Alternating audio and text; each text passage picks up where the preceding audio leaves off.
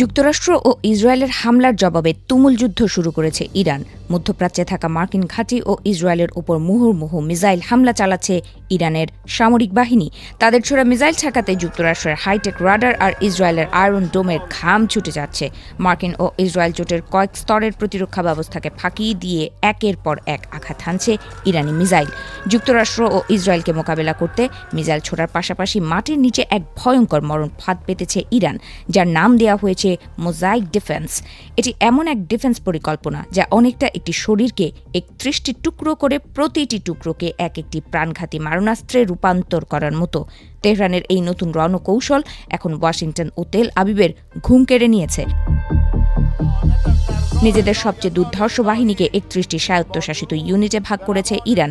এই mosaic defence সিস্টেমের বিশেষত্ব হল সাধারণ যুদ্ধে সেনাপতি মারা গেলে বাহিনী ছত্রভঙ্গ হয়ে যায়, কিন্তু এই মোজাইক সিস্টেমে কোনো সেনাপতির প্রয়োজন নেই। প্রতিটি প্রদেশের কমান্ডার এখন একজন স্বাধীন সুলতানের মতো যুদ্ধ পরিচালনা করতে পারছেন। কেন্দ্রীয় কমান্ডের সাথে এসব কমান্ডোদের যোগাযোগ বিচ্ছিন্ন হলে কিংবা সর্বোচ্চ নেতৃত্বকে হত্যা করা হলেও আইআরজিসির এই ৩১টি ইউনিট যুদ্ধ থামাবে না।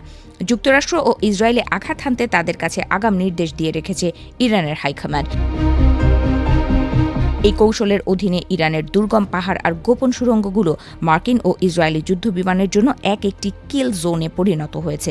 ৩১টি ইউনিটের প্রত্যেকের হাতে রয়েছে নিজস্ব মিসাইল ব্যাটারি, ড্রোন ইউনিট এবং সুইসাইড স্কোয়াড।